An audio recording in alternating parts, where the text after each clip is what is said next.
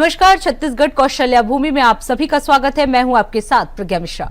Bulletin की शुरुआत करेंगे बड़ी और अहम खबर के साथ। तो सबसे पहले बात कर लेते हैं बिहार के दरभंगा में कांग्रेस और आरजेडी की संयुक्त रैली में प्रधानमंत्री नरेंद्र मोदी और उनकी दिवंगत माता के खिलाफ की गई अभद्र टिप्पणी को लेकर सियासी तूफान खड़ा हो गया है।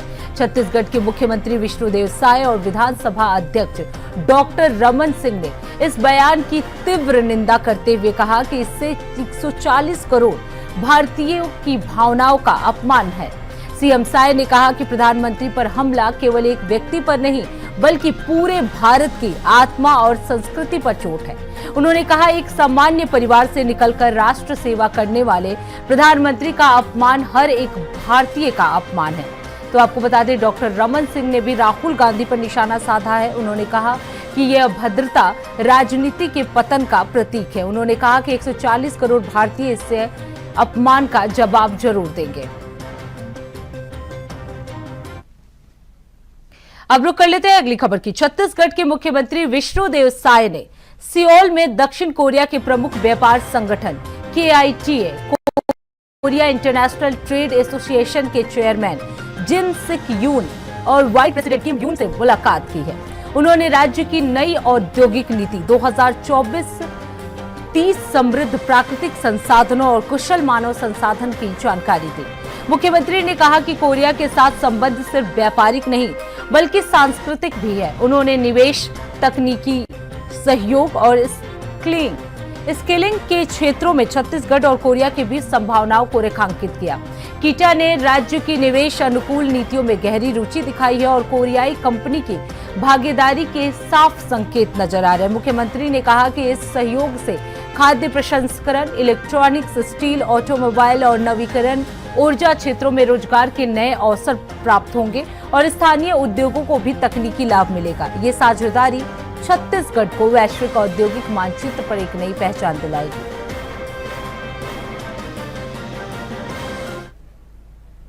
अब रुक कर लेते हैं अगली खबर की। छत्तीसगढ़ के मुख्यमंत्री विष्णुदेव साय 10 दिवसीय विदेश दौरे के बाद कल यानी 30 अगस्त को रायपुर लौट रहे हैं।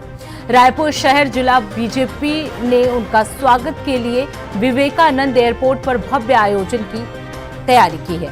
इसे लेकर बीजेपी की तैयारी की बैठक भी हुई, जिसमें CSIDC अध्यक्ष राजीव अग्रवाल और जिला बीजेपी अध्यक्ष रमेश सिंह ठाकुर शामिल हुए।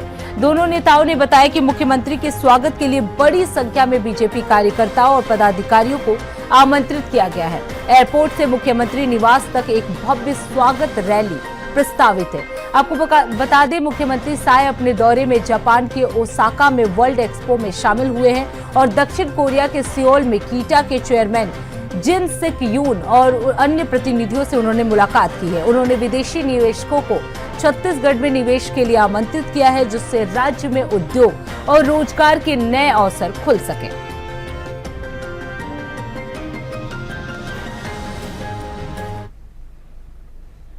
अब रुक कर लेते हैं अगली खबर की। छत्तीसगढ़ सरकार में मंत्री बनने के बाद राजेश अग्रवाल आज पहली बार अंबिकापुर पहुंचे हैं। उनके आगमन पर सरगुजा की सीमा तारा से लेकर अंबिकापुर तक भारतीय जनता पार्टी के कार्यकर्ताओं ने जोरदार स्वागत किया। जगह जगह कार्यकर्ताओं ने पुष्प वर्षा, जय घोष के साथ अपने नेता का स्वागत, जिसे पूरे मार्ग में उत्सव जैसा माहौल देखने को मिला। आपको बता दें, अंबिकापुर पहुंचने के बाद मंत्री राजेश अग्रवाल ने जनता का आभार व्यक्त करते हुए कहा कि यह सम्मान जनता के आशीर्वाद और पार्टी कार्यकर्ताओं की मेहनत का परिणाम है। संकल्प भवन बीजेपी कार्यालय में भी कार्यकर्ताओं द्वारा भव्य स्वागत कार्यक्रम आयोजित किया गया है, जिसमें बीजेपी के वरिष्ठ पदाधिकारी और तीनों विधायक अंबिकापुर, सीतापुर और लुंड्रा से विशेष रूप से उपस्थित रहे। कार्यकर्ताओं ने मंत्री को अपने बीच पाकर उत्साह और ऊर्जा का संचार उनके बीच देखने को मिला। जनता ने आशीर्वाद दिया है, जनता उत्साह मना रही है। मैं जनता का हृदय से धन्यवाद देने के लिए आ जाया। तारा से लेके अंबिकापुर तक भरपूर उत्साह। मैं पूरी मेरी क्षेत्र की जनता के प्रति हृदय से धन्यवाद ज्ञापित करता हूं, के चरणों में नमन करता हूं, अभिनंदन करता हूं, नंदन करता हूं, स्वागत करता हूं। अब रुक कर लेते हैं अगली खबर की। खबर रायपुर से है, जहां राज्य आर्थिक अपराध अन्वेषण ब्यूरो यानी ईओडब्ल्यू ने झारखंड की जेल में बंद शराब कारोबारियों उत्तुल सिंह और मुकेश मनचंदा को ट्रांजिट रिमांड पर रायपुर लेकर आया है। आपको बता दें, दोनों आरोपी ओम साई बेवरेज प्राइवेट लिमिटेड के डायरेक्टर हैं और छत्तीसगढ़ में हुए करोड़ों के शराब घोटाले में उनकी अहम भूमिका मानी जा रही है। आज रायपुर की विशेष अदालत में पेश कर ईओडब्ल्यू रिमांड की मांग करेगी। इससे पहले इन्हें एसीबी ने गिरफ्तार कर लिया था, लेकिन चार्जशीट न होने पर जमानत मिल गई थी। अब ईओडब्ल्यू ने उन्हें प्रोडक्शन वारंट लिया है और हाल ही में दाखिल की गई 6वीं चार्जशीट में खुलासा हुआ कि विदेशी शराब की बिक्री से बने मुनाफे का 60% यानी 60% हिस्सा सिंडिकेट को और बाकी 52% विजय भाटिया को जाता है। विजय भाटिया ने डमी डायरेक्टर्स बनाकर 16 खातों के माध्यम से लगभग 14 करोड़ रुपए लाभ के रूप में प्राप्त किए हैं। पूछताछ में और भी कई बड़े खुलासे होने की संभावना जताई जा रही है।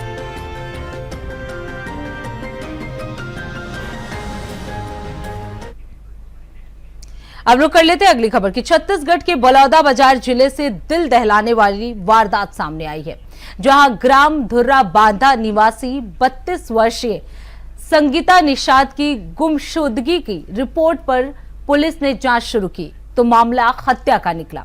आपको बता दें, संगीता का शव शिवनाथ नदी से बरामद हुआ। ये मामला थाना पचपेड़ी बिलासपुर में क्रमांक 54/2005 के तहत दर्ज किया गया है। मृतका के परिजनों ने पति संजू निषाद और ससुराल पक्ष पर हत्या का संदेह जताया है। आपको बता दें, पुलिस अधीक्षक भावना गुप्ता के निर्देशन में जब गहन जांच की गई तो सच्चाई सामने आई। पूछताछ में संजू ने कबूल किया कि 2024 में संगीता से प्रेम विवाह हुआ था, लेकिन बाद में उसके किसी अन्य युवक से संबंध हो गए और वो गर्भवती हो गई थी। इस बात से गुस्से में आकर 18 अगस्त की रात करीब 11:30 बजे आरोपी ने संगीता को गली में ले जाकर गला काटकर हत्या कर दी। शव को बोरे में भरकर मोटरसाइकिल से शिवनाथ नदी में फेंक दिया गया।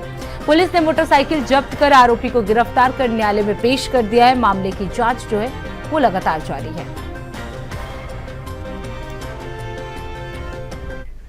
जहां 20 मामला थाना भाटापारा ग्रामीण से संबंधित है, जहां 20 अगस्त 2025 को महिला संगीता निषाद उम्र 22 वर्ष निवासी धुर्रा बांधा के गुमशुदगी के संबंध में रिपोर्ट प्राप्त हुआ था, जिस पर थाना भाटापारा ग्रामीण में गुम इंसान दर्ज कर जांच पतासाजी में लिया गया था।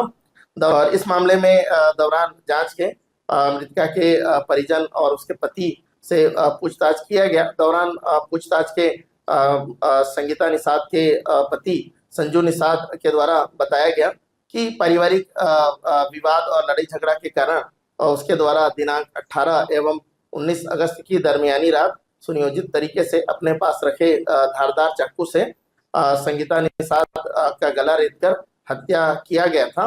और इस मामले में आरोपी के स्वीकारोक्ति कथन और अन्य साक्ष्यों के आधार पर हत्या का अपराध थाना भाटापारा ग्रामीण में दर्ज किया गया है और आरोपी को इस मामले में गिरफ्तार किया गया है, जिससे न्यायिक रिमांड पर न्यायालय पेश किया गया। अब बात करते हैं अगली खबर की। बिहारपुर के 14 वर्षीय किशोर समीर एक बस संचालक की लापरवाही का शिकार हो गया और जिंदगी और मौत के बीच जूझ रहा है। आपको बता दें, मई में बारात के लिए बुक की गई बस में क्लीनर की जगह किशोर से काम लिया जा रहा था। शादी का सामान बस में चढ़ाते समय वो हाई टेंशन लाइन की चपेट में आ गया और गंभीर रूप से झुलस गया है। इलाज के लिए पहले रायपुर, फिर महेंद्रगढ़ और अंत में बिहारपुर के आयुष्मान केंद्र में भर्ती कराया गया, लेकिन आर्थिक तंगी के कारण इलाज अधूरा रह गया। मीडिया में बयान देने के बाद किशोर और उसके माता पिता लापता बताए जा रहे हैं। पीड़ित परिवार ने आरोप लगाया है कि संचालक ने इलाज की कोई जिम्मेदारी नहीं ली। किशोर की मां का मोबाइल भी बंद है। सवाल उठ रहा है कि बाल संरक्षण अधिकारी और पुलिस की मौजूदगी के बावजूद अब तक कार्रवाई क्यों नहीं हुई। तो सूरजपुर का ये पूरा मामला है, जहां किशोर के साथ लापरवाही हुई है। अब पूरे सिस्टम पर यह सवाल उठ रहा है कि आखिर पूरा सिस्टम कहां था जब एक किशोर के साथ ये काम किया जा रहा था, उससे काम करवाया जा रहा था। समीर बस ऊपर चल रही थी तो समीर बस जो चलती है, उस समीर बस में आप क्या कुछ काम करते थे क्या? हाँ, क्या काम करते थे? खलासी। खलासी। तो खलासी काम में गए, आपकी उम्र कितनी थी? उम्र भाई थी 14। हैं? 14। 14। तो 14 साल की उम्र में आप काम करने कैसे गए हैं? जबरदस्ती लेके आता रहा मेरे को। जबरदस्ती लेके कौन आता था? वो घर से इधर ही बाहर में रहा, पर बस में काम करता था। तो इसकी नादानी अवस्था है, 14 साल का लड़का है, तो इसको बस में कैसे गया? क्या समीर बस वाला बुलाया कि अपने से भेजे थे? नहीं भेजे थे तो नहीं, दूसरा कंडक्टर ड्राइवर को मना करते थे। हाँ। कई बार वापस पे उतार देते थे, तो जबरदस्ती किसी आ गया, छांट दिया कि जाओ। ये सैफ कौन है? ये समीर बस वाले हैं, उनका भाई है। अच्छा। तो उनका बड़ा भाई है सैफ करके। तो वो लेके आए थे, मैं मला बोले कि ऐसी ऐसी बात है। तो मैंने कि ठीक है। वो मैं ये नहीं समझा कि क्या, बोले कि इंजेक्शन लगाना है। तो मैं सोचा इंजेक्शन लाए तो लगवा दूंगा। तो यहाँ आके उन्होंने लिटा दिया। मैंने कि लिटाने के लिए हम भर्ती नहीं कर सकते इस मरीज को, आप इंजेक्शन लाए तो लगवा देता हूँ। बोले नहीं सर, मैं 1-2 दिन में ले जा रहा हूँ। तो मैंने कि ले जा रहा हूँ, यहाँ से ला के और ले जाके इंजेक्शन और अपना पट्टी करा लेना। बोले कि नहीं, यहाँ मेरे घर पे व्यवस्था नहीं मिल पा रही, तो 2 दिन रोक लो, फिर मैं रायपुर ले जा रहा हूँ। तो फिर इसलिए मैं उसको आज भी बोला हूँ कि भाई इसको ले जाइए। सर ये लेके आए, इतना लड़का झुलसा हुआ है, इतनी ज़्यादा कंडीशन उसकी खराब है, और उनके कहने में आपको हॉस्पिटल के अंदर तो लेना नहीं चाहिए। यदि ले भी लिए तो कोई डॉक्यूमेंट के आपके पास? इमरजेंसी केस आता है तो बहुत सारे ऐसे इलीगल केस भी आते हैं, जैसे आपको एक्सीडेंट हुआ है तो उस इमरजेंसी में अपने को एक मानवता के तौर पे काम करना पड़ जाता है। तो ये तो आपको मालूम हो रहा होगा ना कि कब झुलसा है? नहीं, ये जानकारी नहीं दी मेरे को। अब रुक कर लेते हैं अगली खबर की। दंतेवाड़ा जिले में लगातार हो रही भारी बारिश और बाढ़ ने जनजीवन को पूरी तरह से अस्त व्यस्त कर दिया है। कई गांवों में लोग प्रभावित हुए हैं। वहीं दंतेवाड़ा के काटे कल्याण क्षेत्र के धानी कारका गांव से एक हृदय विदारक घटना सामने आई है, यानी दिल दहलाने वाली एक घटना सामने आई है। आपको बता दें, गांव के स्कूल पारा के समीप बह रहे नाले में 2 सगे भाई नरेंद्र और सुरेंद्र की डूबने की खबर सामने आई है। दोनों मासूम बच्चे खेलते समय नाले में जा गिरे और तेज धारा में बह गए। ग्रामीणों ने खोजबीन कर दोनों को बाहर निकाला, लेकिन तब तक उनकी जान जा चुकी थी। गांव के लोगों ने बताया कि दोनों बच्चों के पिता की भी पिछले वर्ष बारिश के दौरान पानी में डूबने से मौत हो गई थी। एक ही परिवार पर दूसरी बार आई इस त्रासदी से पूरा गाँव जो है वो मातम में डूबा हुआ है।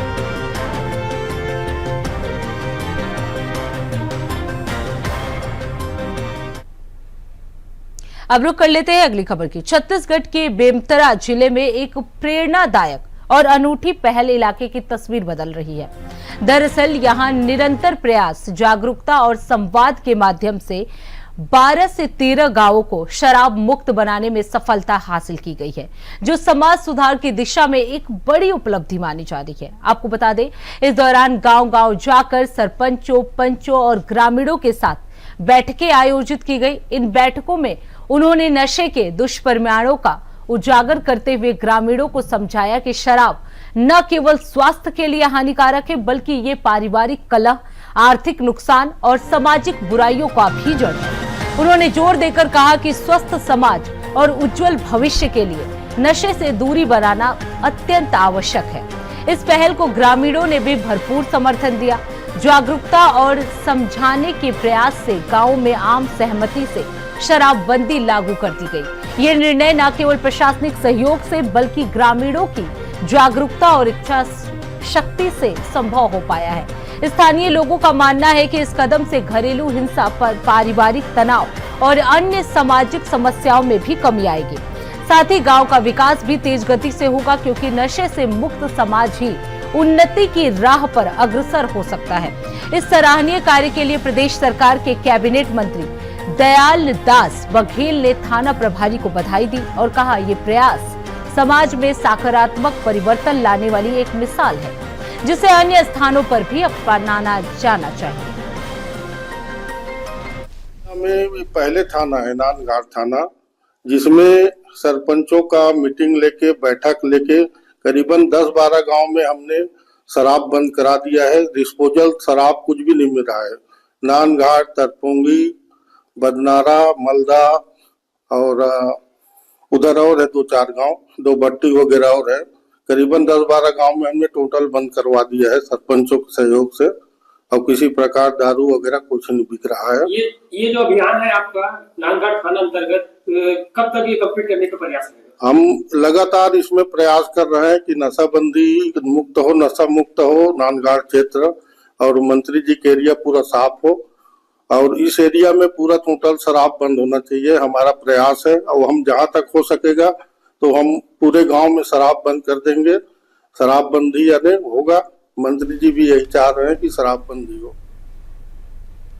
अब रुक कर लेते हैं अगली खबर की। बलौदाबाजार जिले के किसानों की धान की फसलें इस समय जल सिंचाई संकट से जूझ रही हैं। आपको बता दें, गंगरेल बांध से नहरों में पानी छोड़े जाने के बाद 20 दिन बीत चुके हैं, लेकिन अभी भी जिले के कई गांवों के अंतिम छोर तक नहरों का पानी नहीं पहुंच पाया है। इससे किसानों की फसलें सूखने के कगार पर हैं और वो गहरी चिंता में हैं। कुछ स्थानों पर अधिक पानी लेने की होड़ में शरारती तत्वों ने नहरों में क्षतिग्रस्त कर दिया है। नहर कटने से पानी बीच रास्ते से ही बहकर नष्ट हो रहा है और आगे के गांवों तक नहीं पहुंच पा रहा है। समस्या की गंभीरता को देखते हुए कसडोल के कांग्रेसी विधायक संदीप साहू ने आज बलौदाबाजार सर्किट हाउस में जल संसाधन विभाग के अधिकारियों की बैठक ली। उन्होंने अधिकारियों से विस्तृत जानकारी मांगते हुए कहा कि इस लापरवाही से किसानों की मेहनत पर संकट खड़ा हो गया है। विधायक ने नहरों को नुकसान पहुंचाने वाले तत्वों पर कड़ी कार्रवाई करने के निर्देश दिए हैं। इस दौरान सैकड़ों की संख्या में किसान भी जो है वो उपस्थित रहे। आपको बता दें, किसानों ने अधिकारियों पर गंभीर आरोप लगाते हुए कहा कि विभाग की ओर से नहरों की नियमित सफाई नहीं की जाती और न ही पेट्रोलिंग की व्यवस्था है। किसानों ने नाराजगी जताते हुए कहा कि सिंचाई विभाग के अधिकारी कर्मचारी ये तक नहीं देखने आते कि पानी अंतिम छोर तक पहुंचा है या नहीं। हमारे जो है उसमें अभी तक पानी लास्ट एरिया तक नहीं आ रहा है। उसके बारे में माननीय विधायक जी आए थे, उनके तब किसान साथी लोग, तो बढ़िया हमारी उनकी बात हुई और हम लोग माननीय विधायक जी के साथ में बात के बाद में ये निर्णय हुआ कि हमारे पटवारी, अमीन पटवारी और पुलिस 3 की सम्मिलित रूप से एक कमी बनेगी और वो नियमित रूप से गश्त करेंगे। अब रुक कर लेते हैं अगली खबर की। मुख्यमंत्री विष्णुदेव साय और उप मुख्यमंत्री गृह मंत्री विजय शर्मा के निर्देश पर प्रदेश की पुलिस को आधुनिक बनाने की दिशा में बड़ा कदम उठाया गया है। आपको बता दें, पुलिस महानिदेशक अरुण देव गौतम और सरगुजा रेंज के आईजी दीपक झा के प्रयासों से सूरजपुर पुलिस को 12 नई बोलेरो पेट्रोलिंग वाहन और एक 12 सीटर बस मिली है। 28 अगस्त को पुलिस लाइन में आयोजित कार्यक्रम में डीआईजी और एसएसपी सूरजपुर प्रताप प्रशांत कुमार ठाकुर ने सभी वाहनों को हरी झंडी दिखाकर रवाना किया। आपको बता दें, एसएसपी ठाकुर ने कहा कि इन वाहनों से अपराध नियंत्रण, आपातकालीन कार्रवाई और गश्त व्यवस्था में सुधार होगा। इससे शहरी और ग्रामीण दोनों क्षेत्रों में पुलिस की उपस्थिति और कार्रवाई को गति मिलेगी। आपको बता दें, साथ ही उन्होंने ये भी कहा कि पुलिस बल की परिचालन क्षमता में उल्लेखनीय वृद्धि होगी। ये कदम पुलिस को और भी ज्यादा आधुनिक, सक्षम और संवेदनशील बनाने की दिशा में अहम माना जा रहा है।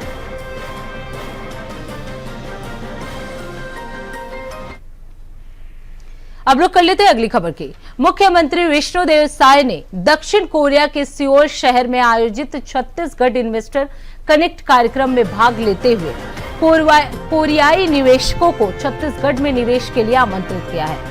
उन्होंने राज्य की औद्योगिक नीति 2024-30, प्राकृतिक संसाधनों, प्रशिक्षित मानव संसाधन और बेहतर कनेक्टिविटी को वैश्विक साझेदारी के लिए आदर्श बताया। मुख्यमंत्री ने अपने संबोधन में कहा कि छत्तीसगढ़ कोरियाई उद्योगों के लिए अपार संभावनाओं से भरा हुआ है। जल, ऊर्जा, लौह अयस्क, स्टील जैसे संसाधनों की प्रचुरता राज्य को निवेश के लिए उपयुक्त बनाती है। उन्होंने कहा कि कोरियाई ब्रांड जैसे एलजी, सैमसंग और हुंडई भारत के हर एक घर का हिस्सा है और अब समय आ गया है कि वो छत्तीसगढ़ में भी अपने औद्योगिक विस्तार की दिशा में कदम बढ़ाए। मुख्यमंत्री साय ने निवेशकों को भरोसा दिलाया कि राज्य सरकार single window clearance ease of doing business और उद्योगों के लिए अनुकूल वातावरण उपलब्ध कराने के लिए पूरी तरह से प्रतिबद्ध है। उन्होंने खनिज, ऊर्जा, इस्पात, फूड प्रोसेसिंग, इलेक्ट्रॉनिक्स, मैन्युफैक्चरिंग और आईटी स्टार्टअप जैसे क्षेत्रों में निवेश को बढ़ावा देने की बात कही। उन्होंने ये भी स्पष्ट किया कि छत्तीसगढ़ का विकास मॉडल केवल औद्योगिक प्रगति तक सीमित नहीं है। युवाओं को रोजगार, महिलाओं को आत्मनिर्भरता और किसानों को उपज का उचित मूल्य दिलाना भी राज्य की प्राथमिकताओं में शामिल है। उन्होंने कहा कि सामाजिक और सशक्तिकरण औद्योगिक विकास के साथ साथ आगे बढ़ रहे हैं।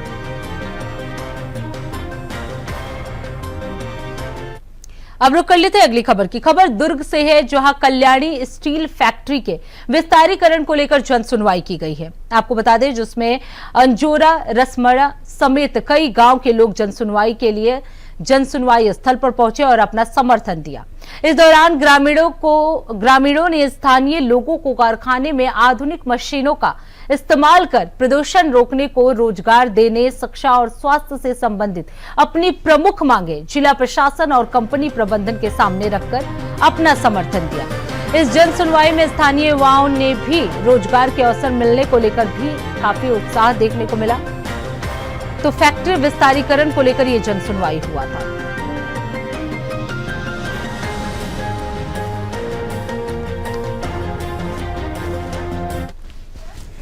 कि स्थानीय लोगों को, जो यहाँ के बेरोजगार लोगों को और 100% रोजगार दिया जाए। लगभग 85% जो स्थानीय लोगों को रोजगार दिया जाए और 15% जो टेक्नीशियन है उसको बाहर से लाते हैं, तो उसका हम समर्थन करेंगे। लेकिन जब उद्योग खुलते हैं तो यहाँ पे यूपी, बिहार और दूसरे राज्य के लोग आके यहाँ पे हमारे रोजगार में अतिक्रमण करते हैं, जिसका हम सारे लोग विरोध करते हैं। मैं बोलना चाहूँगा, साइंस जो है एक वरदान भी है, श्राप भी है। एक सिक्के के दो पहलू होते हैं, कुछ अच्छाई है तो बुराई भी है। मैं नहीं बोलता पॉल्यूशन नहीं होगा, लेकिन होगा, बट रोजगार भी मिलेगा। हमारे आसपास में बहुत सारी फैक्ट्री है, नहीं है वाली बात नहीं। बहुत पढ़े लिखे लोग हैं, कई लोग पढ़े लिखे भी नहीं है ना, उनको रोजगार मिले, अच्छा रोजगार मिले। अगर कंपनी एम्प्लॉय के रूप में काम करते हैं तो उनको ESI मिलेगा, EPF मिलेगा। ESI से ये फायदा होता है, अगर उसके परिवार का कोई बीमार होता है या वो खुद होते हैं तो उनका इलाज फ्री में होता है, तो ये एक फायदा होगा। मैं सर वही देख रहा हूँ कि हमारे यहाँ जैसे बेरोजगार बहुत घूमते हैं, तो मैं यही चाहता हूँ सर कि अपने जो बेरोजगार हैं उनको पूरा, उन लोग को बेरोजगार जैसे काम मिलना चाहिए। क्या सब पढ़े लिखे रहते हैं, जैसे बाहर से लाते हैं बिहारी वगैरह, वो सबको ना छोड़ के अपने अंजोरा और कोपेडी इन लोग को वहाँ काम पे रखे। और भाई बहन जैसे बहन लोग रहते हैं उन लोग भी इधर उधर कपड़े दुकान वगैरह में, तो वहाँ कंपनी में यही मांग करता हूँ कि वहाँ काम पे रखे उन लोग को, और मस्त बढ़िया से बढ़िया काम दे। मैं समर्थ हूँ कल्याणी इस्पात के लिए। नहीं, फायदा होगा, लेकिन साथ साथ हमें प्रदूषण और जो बाहर से आएंगे वो पर्यावरण और एक सामाजिक दृष्टि से, है ना। जैसे अभी हम कोपेडी के वासी हैं यहाँ पे, अगर फैक्ट्री आ जाएगा तो बाहर से भी और लोग आएंगे, तो उसका आना जाना हमारे गांव में बढ़ जाएगा। तो कुछ लोग, ऐसा नहीं है कि सभी लोग बुरे हैं तो अच्छे हैं, लेकिन उसमें कोई सामाजिक है ना, सामाजिक बुराई है ना जो होते हैं, तो ऐसे लोग भी आते हैं, तो इसमें हमारे गांव का और आसपास के एरिया का माहौल थोड़ा बिगड़ जाता है। तो ऐसे लोगों को है ना सटाई हो नहीं, ऐसे लोग हमारे गांव में आके उतरंग मत मचाए। कहना यह है सर कि कंपनी खुल रहा है, लेकिन एक बात ये भी है कि हमारे जो अंजोरा में रहते हैं भाई लोग जो बेरोजगार हैं उनको ना रोजगार मिलना चाहिए। मैं समर्थक। तो फिलहाल छत्तीसगढ़ कौशल्या भूमि में बस इतना ही। देश दुनिया की तमाम बड़ी खबरों के लिए देखते रहिए इंडिया वॉइस। तब तक के लिए नमस्कार।